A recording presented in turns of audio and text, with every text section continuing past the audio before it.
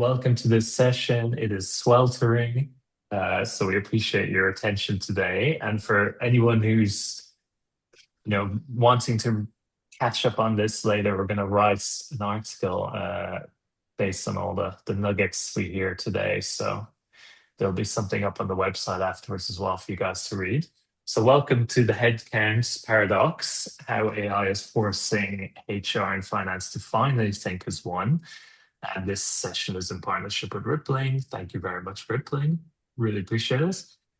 So for the longest time, HR and finance viewed workforce decisions, through different lenses. I think it's fair to say HR people are all about culture, capabilities, talents.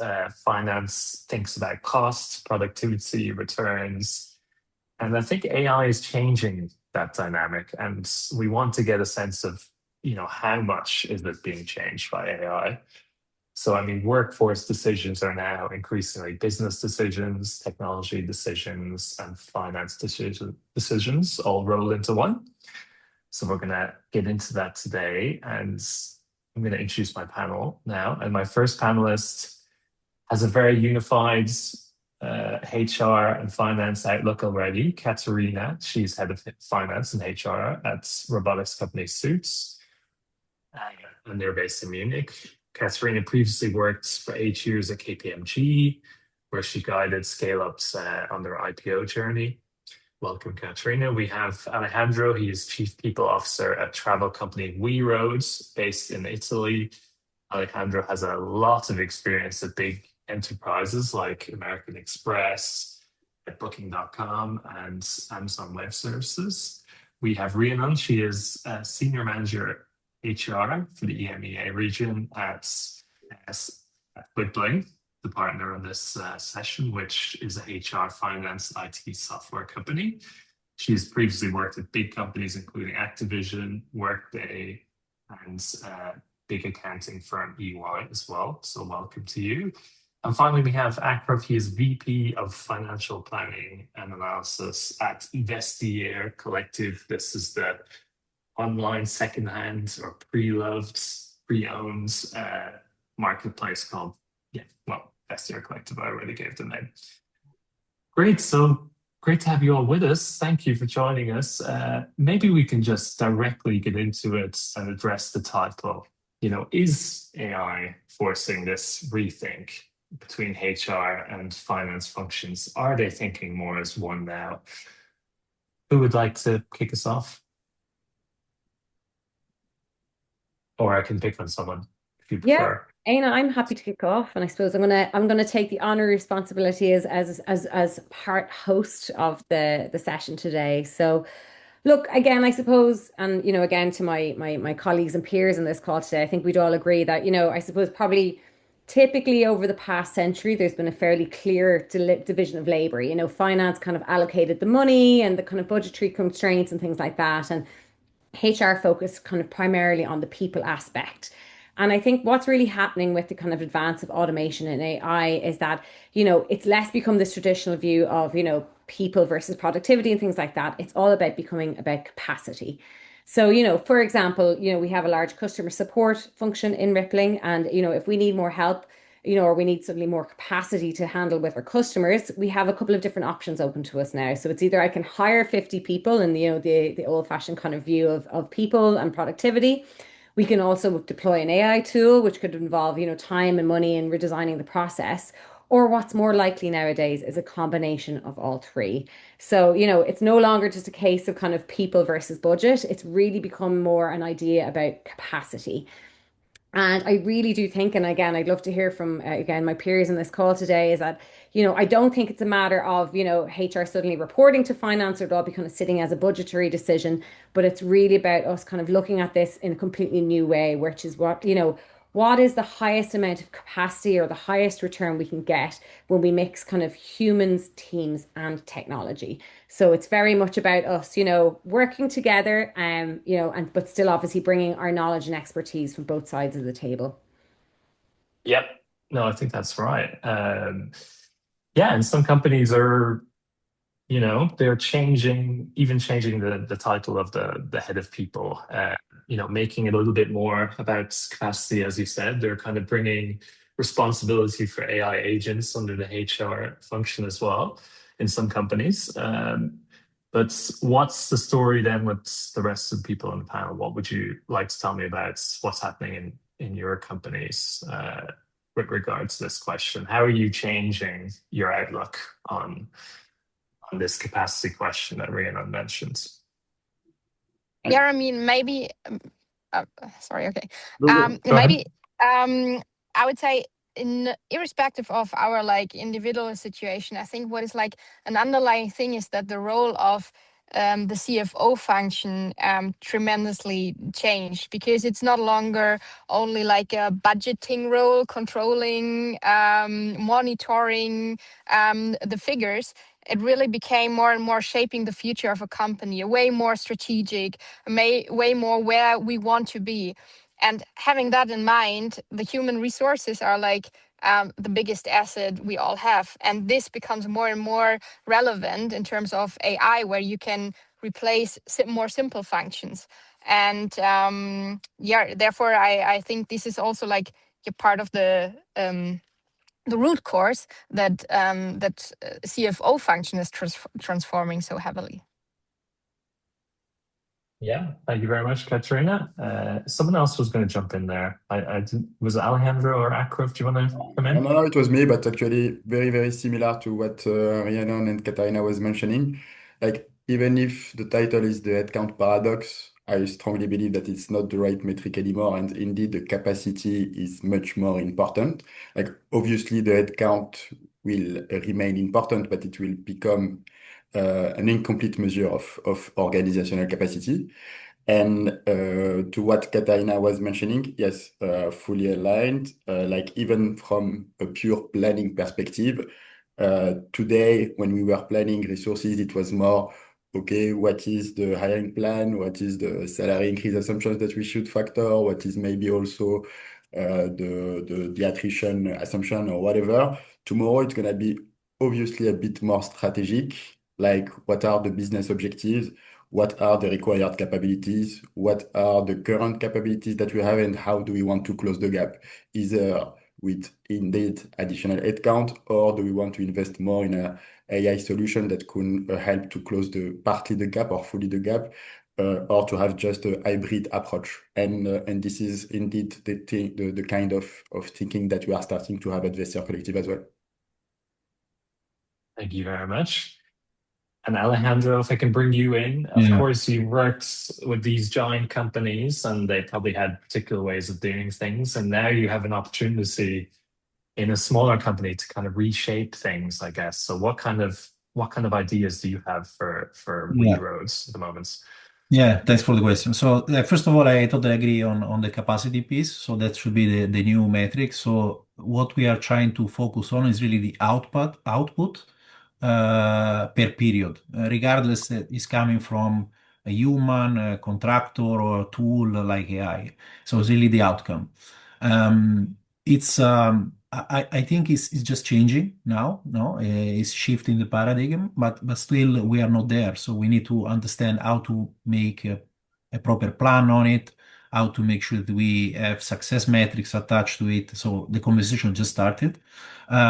At WeRoad, actually, we launched US recently in a new market, and these are the kind of conversation happening right now. So we have no playbook, right, for this new approach. So we are trying to understand now, talking very closely, people and finance and the rest of the business, how to approach the new market in a different way and look at the capacity piece rather than head count or planning for cost only. So this is the first things I would like to say. And another thing is about how to make sure that you can really measure the impact of AI in terms of capacity, because yes, we start using it a time ago already, but you need to put it in a framework that really allow you to measure the outcome and the real impact of the work that people is doing with AI. So that's another aspect that I think we need to stress even more. to make sure that we can achieve that kind of capacity that we need to scale. Yeah. Yes, I imagine that's a very tricky question for a lot of companies now. How to measure the performance of these AI tools. Yeah, and I think that's going to be a big function of a HR's job now is going to be involved in this kind of oversight, and it's not going to be easy, I imagine. Exactly.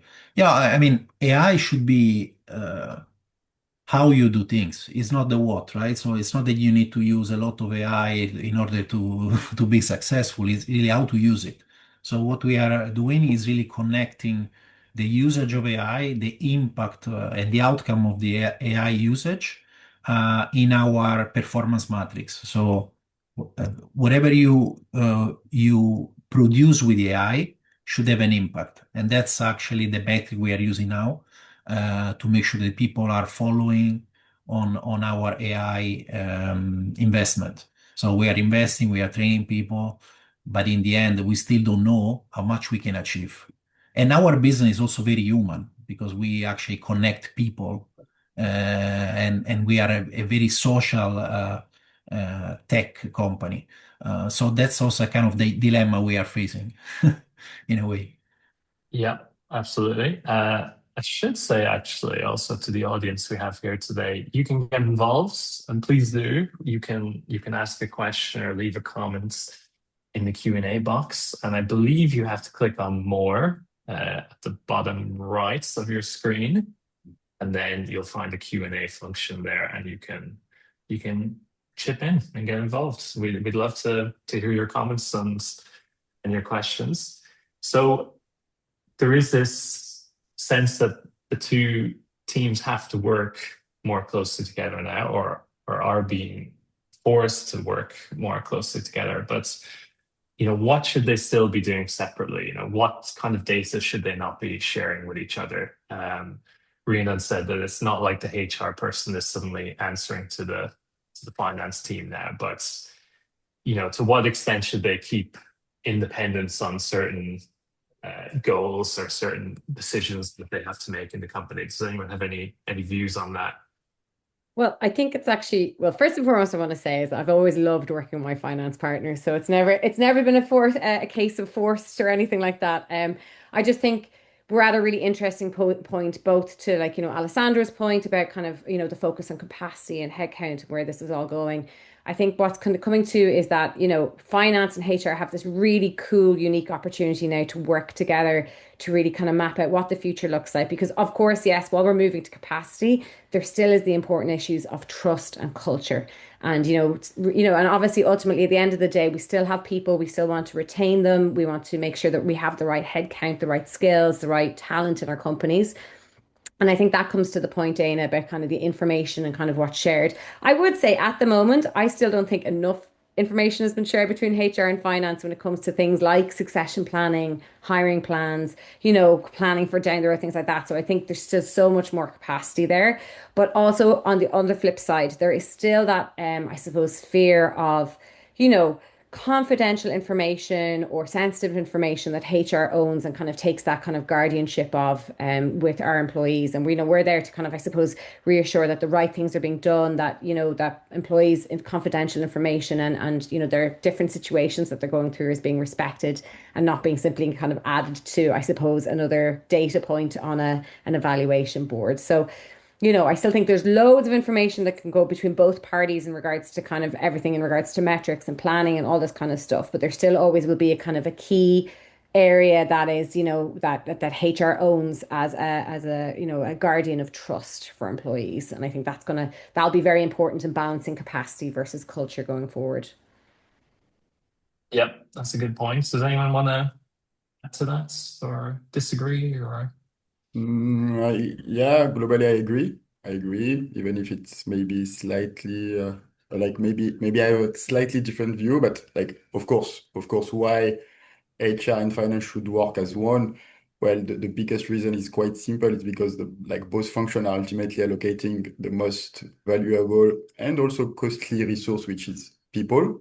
At Vestiaire, and I guess it's also the same for my peers. But everything about payroll and people-related costs represent like a very vast majority of our cost base, like it's 70 to 80%. And obviously, if HR is planning talent and finance is focusing on cost independently, it just doesn't fly. And to make it work, I think, and this is what Rhiannon was mentioning, like something that needs to be shared, and this is something that we started to do like a few years ago at Vestiaire, is to be very transparent about what is the hiring plan, what is the target organization, what are the productivity assumptions, obviously what is the cost of the workforce, and if it has been already identified, what are the automation opportunities that we have.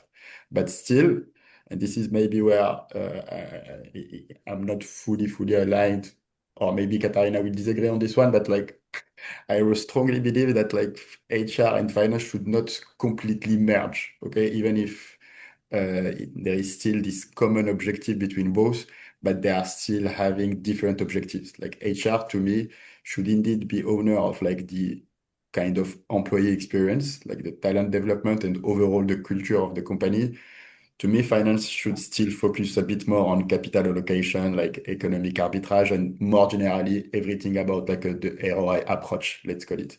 And for me, it can be sometimes dangerous if like HR become too much focusing on cost, or if finance start to try to manage people. So for me, it's not a pure integration, it's just to allow pure alignment. And for instance, as a finance guy, I absolutely don't need to have very detailed information at employee level. What I need is like aggregated inside to understand our base cost, our baseline, and to start to build from it. Like everything that is sensitive about employee, it's not that I don't care, but I consider that HR should own and protect this kind of data. Thank you, Yeah, Achraf. I, Yeah, go ahead, I would Alejandro. agree also with that if I can, sorry. So I think HR or people, whatever the name of the function is, finance should share a kind of share planning model with HR owning the capability dimension and the cultural piece, finance owning the cost dimension. It's probably will be the same plan at one point, but I would agree that also there are also different mandates, at least for now. And then it depends also on the size of the company, of course. There are different models, but I would say for now, I think it makes sense to keep them separated, but working together and not in silos like we used to be to do in the past, right? Or so far. So. And I think there are also more opportunity in HR to evolve as a function than in finance. So my point is, as also Achraf mentioned before, in HR we manage a lot of administrative tasks, compliance, payroll, and all of this. And also we underestimated historically the impact on other aspects that actually people should really drive, like workforce management, organizational design, or org health in general, and the culture. So HR is evolving, but doesn't mean it's lacking of importance or is missing some important pieces. Actually, it's evolving to something more strategic and a bit more solid in the long term in terms of asset for the company. That would be my take. Thank you. And by the way, we have two very good questions already, which I'm going to get to, but I want to come to Katharina now because the last couple of speakers have basically said they shouldn't be together, these two functions, and it's unusual to see them together, I suppose. But in your case, I actually, imagine. Yeah, I have okay. to say, it's not that unusual, at least like in Germany. And I would say it completely makes sense because at the beginning I said, okay, the CFO function is shifting. I would say like this HR function and shifted maybe already like a few years ago when we had all the trend about new work concepts and so on, because like HR also turned more to like people and culture. So this is like really focusing on employee well-being, retention, life cycle. So both functions see now this is our most valuable asset. And if you see this as like the overall objective, then it makes completely sense to merge it. And if we have this now, also with the AI, AI changes in mind, then even more, because also on the recruiting plan, on the budgeting, we need to have this flexibility, because it's way more important now to hire these days for attitude. And I'm saying that coming from a deep tech company. But even there, it's everything about the attitude. The skills, yes, it's important, but it's getting less and less important. And therefore, maybe you are now planning, I would like to hire a senior software developer, what so on, and then I plan 100K salary. But at the end, this is not what we need, because now we come up with this solution and maybe we have 2 juniors and a bot and whatever. So there's a lot of flexibility needed. And if you put it all under this one common goal, people are our biggest resource, then I'd say, okay, let's merge it. There we go. That's convincing. And is there any reason why you would not think about splitting these 2 functions? Do you foresee that these functions will exist in under the same roof for the coming future at your company? Or do you plan to, when you get a bit bigger and you get more people at your company, do you plan to, like, as most companies do, expand and the org chart looks a bit different after a while? Actually not now, because I mean I see also what you were saying about like compliance stuff, like that you're separating payroll related issues, of course, but this you have in any cases. This you also have with your treasury department.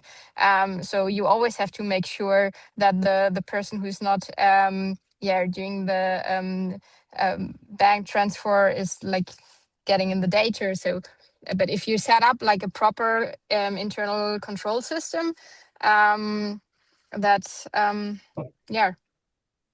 Very not be an good. issue. Well, I'm gonna actually bring in a question here from Maria, which has been on the back of my mind as well. How can companies evaluate AI readiness? What's the best approach to decide when we need people or AI? And I wonder, I mean, I guess that a lot of companies now, the finance person is saying, before you hire someone, think about whether AI could do the job and do it more cheaply, which sometimes I think AI is a bit more expensive depending on the task than humans. So I wonder if that's the initial way of thinking about this at companies, is now assess whether AI can do it and then think about getting a human, or is there different methodologies going on? Does anyone have any take on that? Any opinion? Well, I think it's less of. I think we have to kind of redefine that question. I think yes, of course, we have all now a multitude of different tools and AI options and softwares, and everything like that. And again, ultimately, AI is a tool. It's not. It is just becoming part of what we have in our arsenal to kind of grow as organizations. I think the bigger question here is for anyone thinking about AI readiness and approaches, do you actually understand the work well enough to redesign it? Because when you're introducing AI into the equation, you really have to understand, like, where is it intersecting? What is it working to improve? For example, like, if you're bringing it into a workflow that's already kind of chaotic or isn't well mapped out or anything like that, AI is just going to kind of automate that and maybe dig even deeper into the kind of chaos. So I think really it's coming back to saying that we need to, while of course AI is great, it's a tool, it's there to kind of be used and utilized to the advantage of the company. There needs to still be the human in the room to kind of, I suppose, accountability of like what the humans will own, what the AI will own, where it's going to intersect for both parties. And I think that's a big issue, is that a lot of companies have jumped into AI, but they haven't really kind of sat back and looked at the whiteboard and say, okay, where does AI work best for us as well?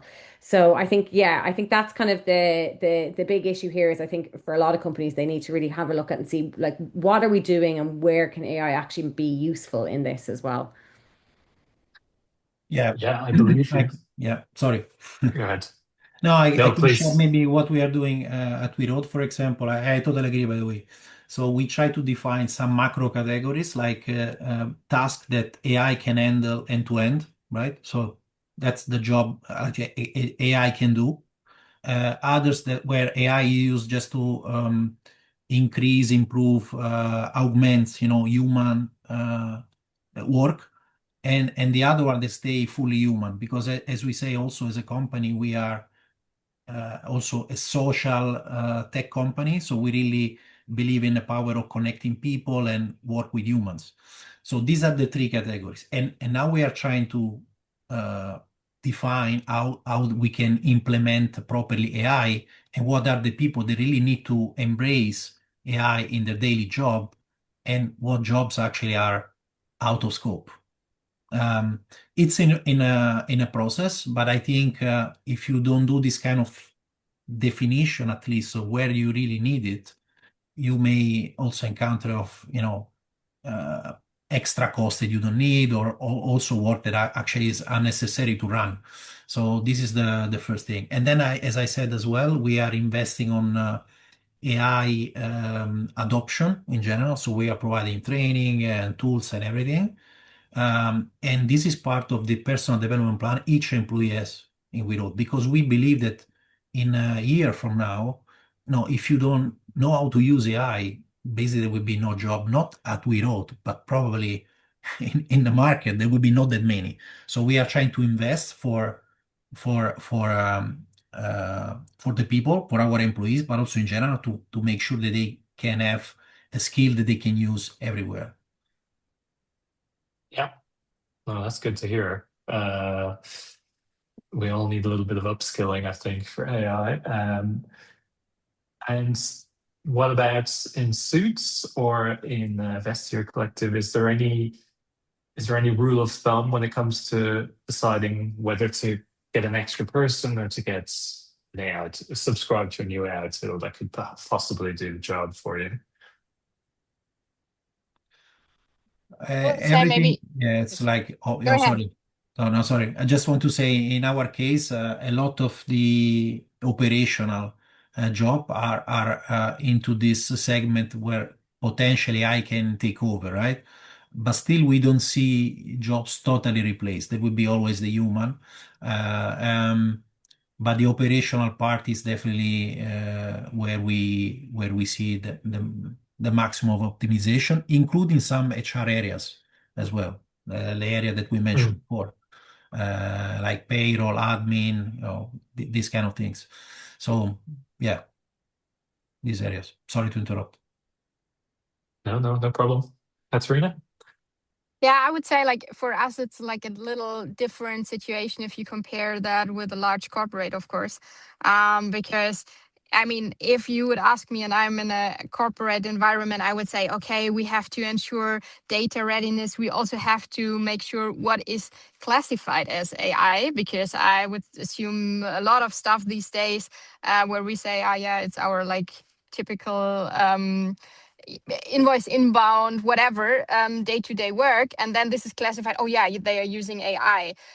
So I think this is a different setup.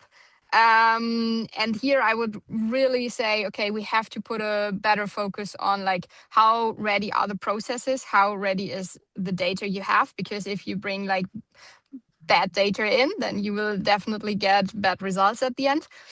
For us, like a deep tech startup, it's different because we are hiring a lot of roles that are not really fixed yet. So if you think about developers, then they have to work on certain tasks, and yes, they have to work accompanied with AI, but as they are mostly AI natives, it's part of their job, and it's not like what tool can we really implement, because for that our G&A effort is not so it's not the critical role at the moment, I would say. Yeah. Thank you.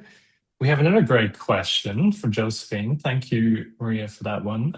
Josephine's question: what have you found to be the best metrics, way of reporting the impact of AI for your teams? Is it time or anecdotal events? yeah, I mean, we're a small company, Sifted, probably 40 people, and we have some tech savvy guys who are introducing AI agents, and it's tricky sometimes to measure the impact they're having and the ROI. What's been the experience for you guys at your companies? On Vestiaire Collective side, like we are obviously at the beginning of it. So I think Yeah. good way to do it to just better understand the impact is just to do like a before after. Like for instance, at Vestiaire, we are 600 people, 200 people are in operation. And if we take into consideration, for instance, the curation team, which is very important in our process flow because they make sure that all the items are relevant on our platform.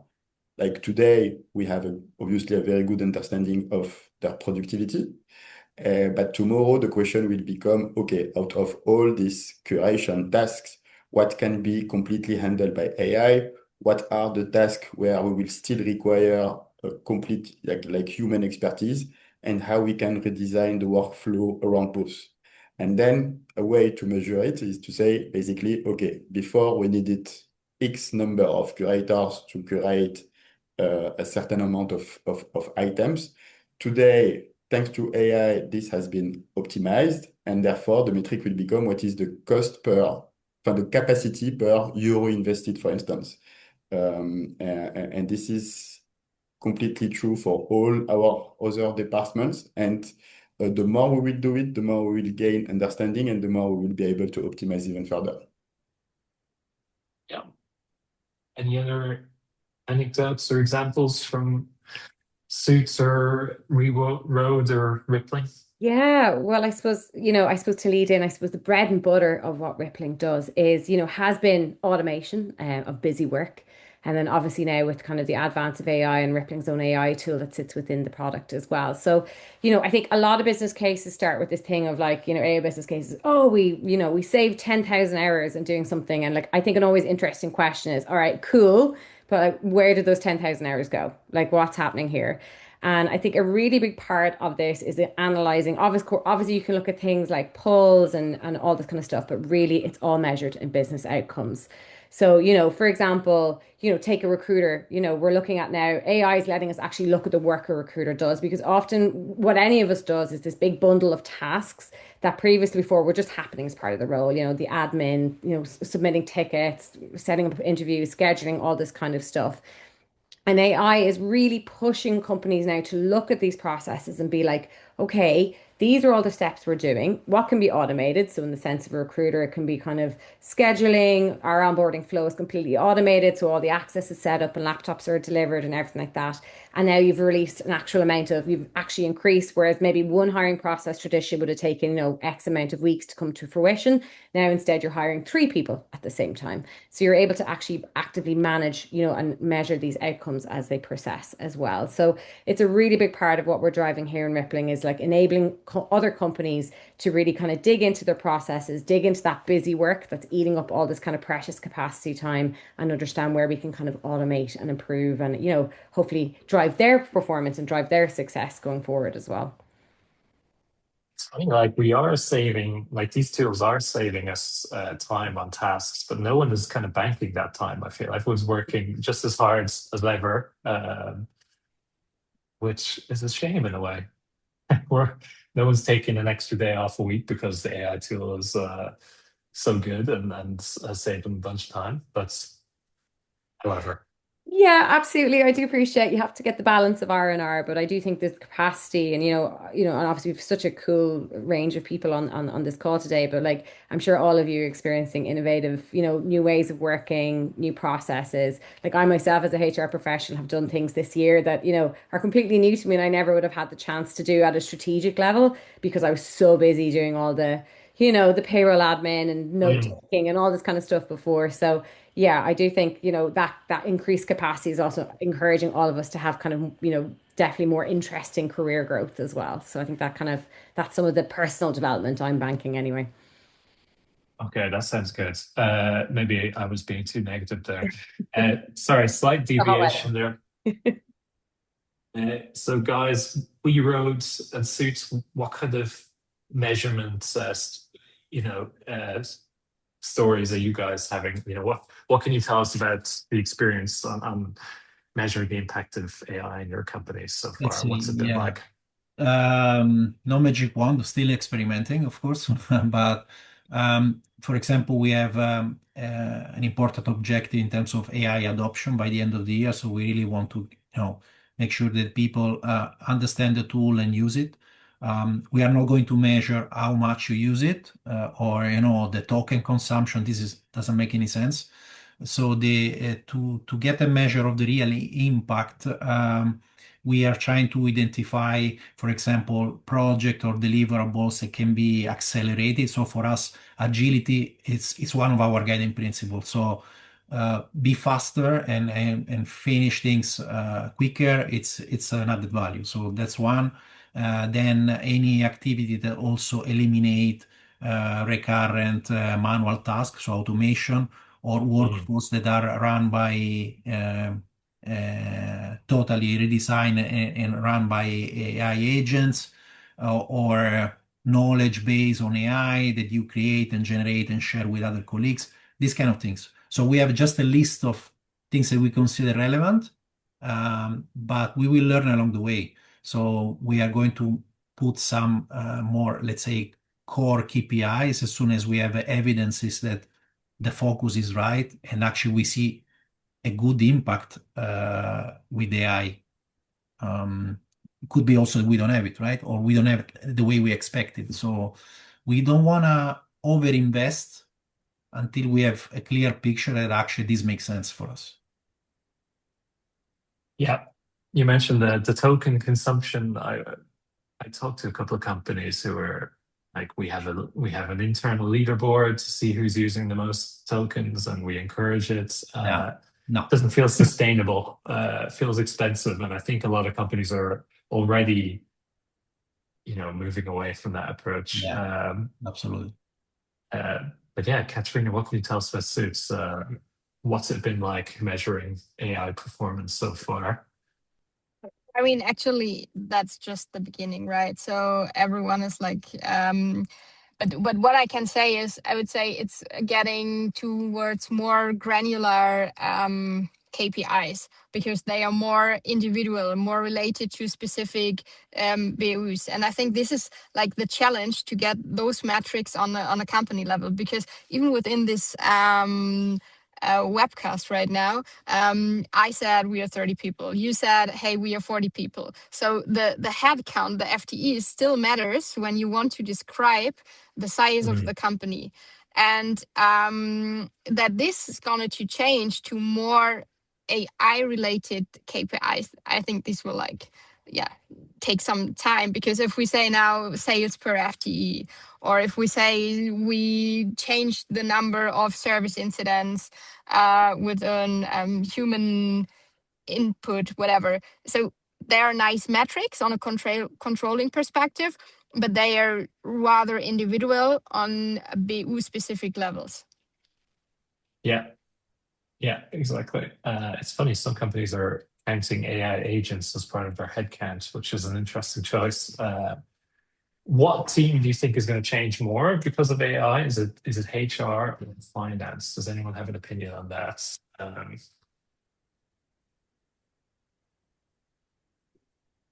Maybe I will go ahead, because I would say finance will change deeper, but it will last longer.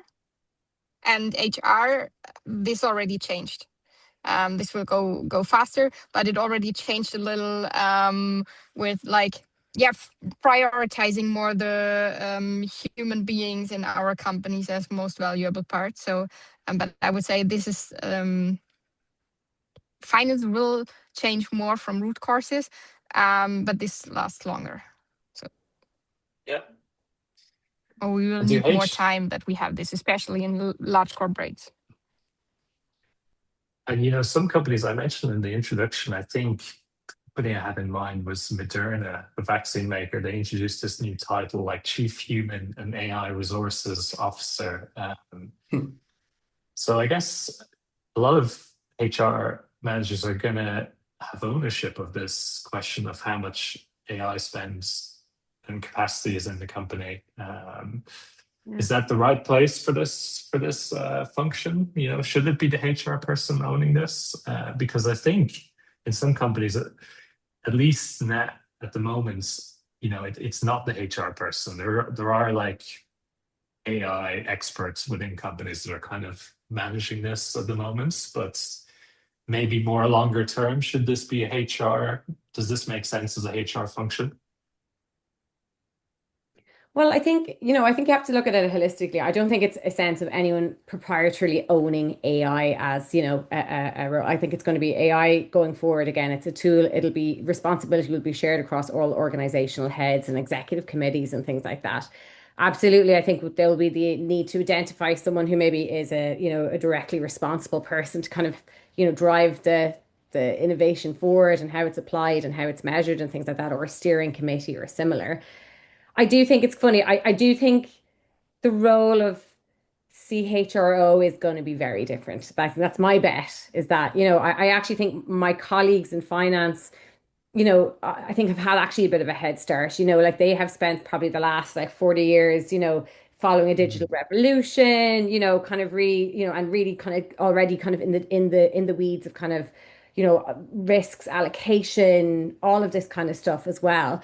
Whereas, I think HR is now facing a change, a very big change. We're going to have to ask ourselves kind of very much harder questions about us as a kind of a profession in terms of like, really foundational stuff like what is a job, what is a career, like what is performance. I think we alluded to this earlier, like what is performance, or how do we measure performance and KPIs now that there's the AI contributing to every outcome? Like how does that kind of balance out when you're assessing an employee's their input and their experience as an employee?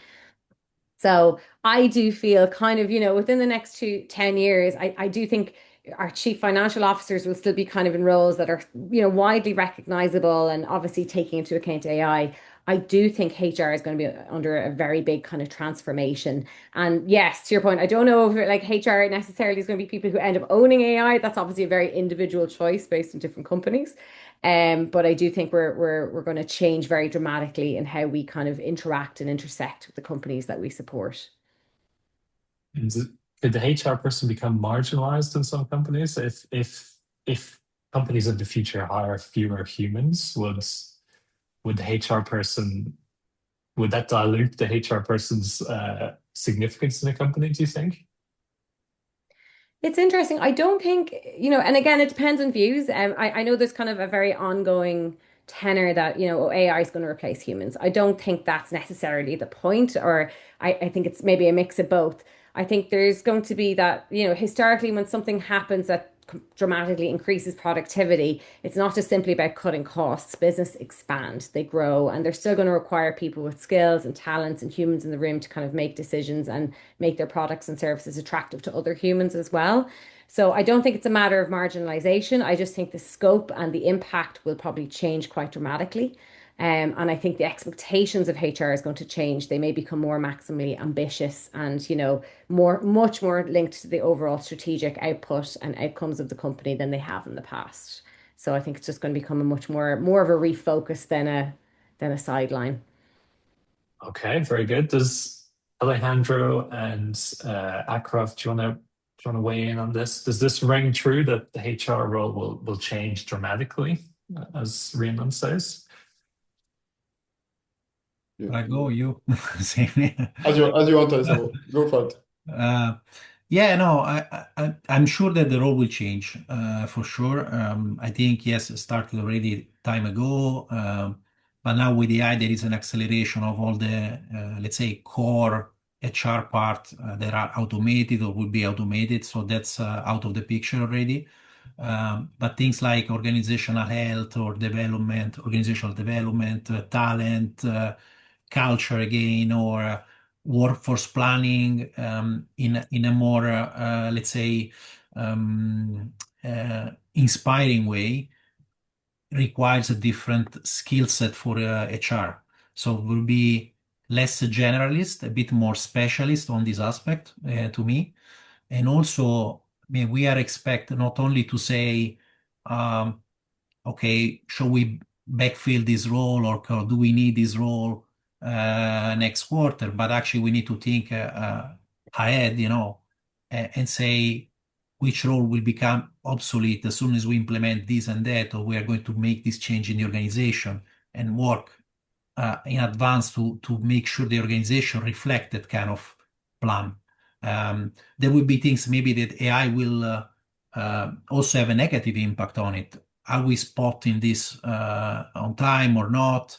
So these kind of things requires a different skill set for HR, and then we need to grow from that perspective to make sure that we can give the right advice to the business. It will become a bit more, agile, a bit more complex in a way, because we are handling not only people again, but also agent. So it will be not talent density anymore. It will be agent density, maybe. I don't know. So it's really a shift in the perspective, in my opinion. So HR will change, to answer your question. Yes, for sure, deeply. Yeah. And on my side, like to be very transparent, the answer is not very obvious in my mind for two reasons. Like if we look only at the automation part that can be done with AI, I feel like finance activities are like more information processes task and therefore a bit more automable. Like everything related to reporting, forecasting, gap analysis, data synthesis. Like AI today, even if we are at the beginning of it, we know that AI handle this very, very well. For me, HR deals with different kind of topic. It's about leadership, it's about conflict management, talent management, culture.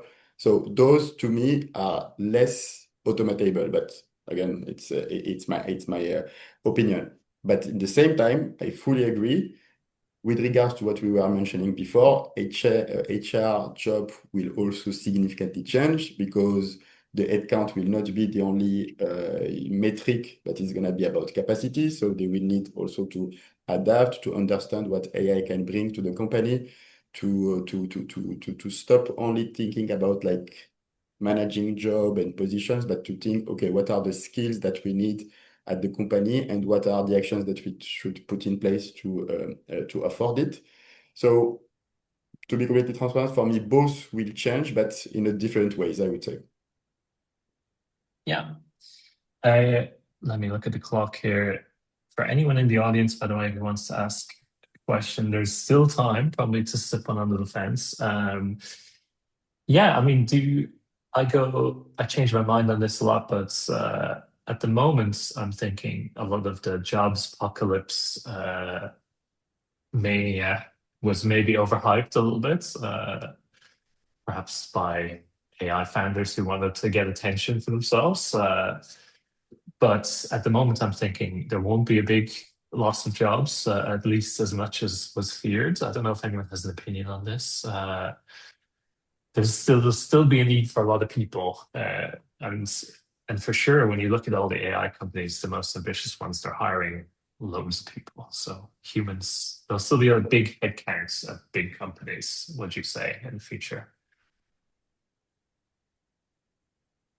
Yeah, I think it's really about embracing the change. So if you are willing to upskill and to learn how to use it, and you will find a job.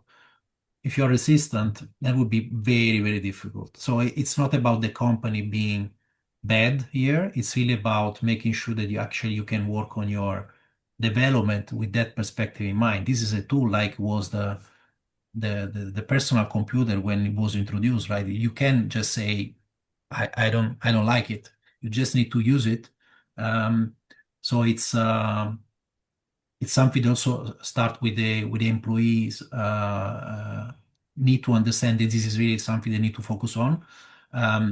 To answer your question on the company side, I think no plan, to dramatically change the jobs structure in the company, unless again there is this resistance. But this is not about the job that requires AI only. It's more about the person not fitting anymore with the requirements for the job that actually needs AI to increase agility and effectiveness in the end. Yeah. Anyone else want to chip in on that? Yeah, I would say like again, it depends on if you are like what kind of company size you are, or let's say a maturity level you are. Because if we are talking about startups, scale ups, they are still in the phase of like somehow shaping their organizational setup landscape. So, and they are shaping everything around the force of AI. If you have like a traditional org chart, then you have some traditional jobs which will definitely change, and they will change tremendously. Um, um, yeah, so I see there will be kind of, you call it job apocalypse, right? So it will be for certain jobs. So I don't know if I would recommend right now to do like an present, like I don't know the English word for, but if you do like, if you work as a, yeah, exactly. Thank you. If you do like it as a tax advisor, this is maybe something I would not recommend right now to do, because there will a lot of things going on. But yeah. I actually wrote something on this today, and I asked lots of people for advice on what skills are going to be important in the future. And two people told me it's too late for knowledge workers. You need to become bakers, do stuff with your hands. But most people did say still a lot of place for people with judgments and taste, and people who can spot mistakes that AI make. Apparently, is going to be big, big skill in much demand in the future. We have one last question. Thank you once again, Josephine. This is quite a specific one. Does anyone want to weigh in on it? Do you think that AI will be able to provide a less personality-driven, objective view of people, performance, and how we support teams? Startups are very subject to management personalities. Interesting. So I'm happy to jump in on this one, just to give kind of my perspective. Obviously, we're probably, a bit bigger than a startup at this stage now, but I do think, Yeah. I think a lot of people automatically assume yes. Obviously it's the machine. It's obviously objectivity, data driven, all this kind of stuff as well. And I think yes, absolutely, can definitely reduce personality driven decision making. However, I would also argue that whether it reduces bias, I think that's a different question. Um, I think obviously, and again, in startups, we obviously know that like in a lot of the decision making is based on kind of like the founder intuition, the relationships, confidence, visibility, what's happening in the room, things like that. And that can also happen when like the loudest person in the room could sometimes be kind of viewed as the highest performer and things like that. So AI can definitely help dig into the data behind goals achieved, project outcomes, peer feedback, all this kind of stuff as well, and supply the evidence with the narrative.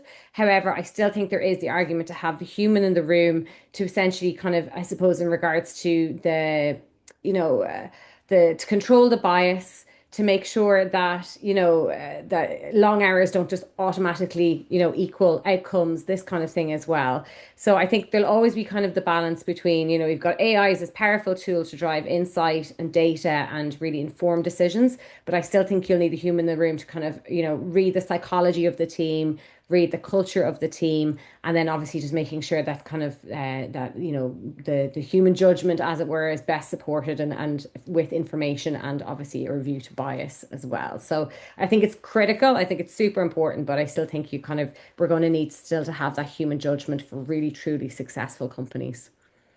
Okay, that makes a lot of sense. 5 minutes remaining thereabouts. I'm going to ask a classic kind of closing question, if I may, just a chance to kind of gather our thoughts from the session and send people away with, some top lines. So if we were having this conversation again in 3 years, what is the one thing you believe leaders will have fundamentally changed about how they think about headcounts, how they think about talents and organizational growth? Who wants to tackle that first? I think 3 years if I said 5 or 10 years, that would be too long, Well, given the pace of change. I'll probably jump in there from your prior question about the job apocalypse. And yeah, I Yeah. totally agree with you. I don't want to sugarcoat it. There is going to be a huge impact and a change in how we kind of work, how their jobs market looks, things like that. I think in 3 years' time, you're sitting down and you're planning out your company. I do think what's happening is that external hiring is going to become kind of the last question. So, when we're looking at kind of growth and a capacity increase and things like that, like the first question is going to be, what's AI doing? How can we leverage our AI tools to cover that capacity? How much is going to be automation? And then I think, how much can we leverage from the pool of existing talent and employ people we have? So I do think internal mobility and internal career development is now going to become a much bigger priority for a lot of companies, building on the foundations of what we have currently. And I do think in 3 years' time, external hiring is actually going to start becoming kind of the last question to fix kind of, capacity requirements and things like that. So I think definitely for me, I'm very excited to see. I think there's going to be a huge move towards internal development, career development, mobility. So I think that's going to be a really interesting topic for companies over the next few years. Thank you very much. Any final thoughts from the rest of our panel? Alessandro, do you want to go? Yeah, no, I was thinking, of course, in 3 years from now, it's hard to say, but definitely there will be a change in the workforce in general. So the composition of the workforce, there will be more AI, of course. Yes, there will be part of it. Less, let's say, full-time employees, probably yes. I'm thinking maybe there will be more part-time, maybe project-based employees, specialists for specific activities, maybe still. But I exclude that there will be no space for people, to be honest. So AI cannot work without humans. So we need that kind of balance in a way, where the balance is actually with human in a driving seat. It's not AI. So maybe I'm too optimistic, but that would I see it situation in 3 years from now still like that. And yeah. Yeah, thank you. Katharina, do you want to tell us what you see? Yeah, I mean, actually, I started with we definitely have a greater focus on hiring for attitude than for skills, and for me, this will become more and more important. So, like this intrinsic motivation, that even after school, pick the job what you're really interested in, what you like, and then you can make a difference. Also, then AI is your supporting tool. But when I look back, when I started studying, I chose economics because I had this intrinsic motivation for entrepreneurial stuff. I had that mindset that picked me, but I had I don't know how many of my colleagues studied because economics is nice and you can earn a lot of money with it. So and that I would say will become more and more difficult, and greater emphasis on what do you really want and where are you going to compete against AI. Thank you. Achraf, do you want to send us away with your thoughts? Yeah, sure. So just with regard to what we were saying before, we are obviously at the beginning of it right now. And we are still layering AI on top of existing structure. And I strongly believe that within these next 3 years, we will have this time to completely rethink and redesign our organization around AI rather than just adding AI into the existing process. And when we will achieve that, and when we have this very high leverage organization, then to go back to what Rhiannon was mentioning, it's gonna be expansion time, and to do that, obviously we will still need human and AI, because it's not just about removing jobs, it's to continue to evolve as a company, and we will always need human expertise and human judgment on it. Thank you. Yeah, that seems like a big one. The degree to which companies can redesign around AI rather than just layering it into existing structures will be a big question for companies in the future. Thank you so much, everyone. That was great. We survived the heat wave as well. Definitely there's going to be more air conditioning in the next 3 years, I think, in Europe, which is probably needed. Thank you so much, everyone. Thank you, Katharina, Alessandro, Rhiannon, and Achraf, and thank you so much, Rippling, again, for partnering with us on this. As I said, there will be a write-up, which is very useful because it just extracts all the best insights from this session. So look out for that in the next week, I guess, next week in a bit. Thank you, everyone. Thank you very much. Thank you very much. Thanks, Thank everybody. you.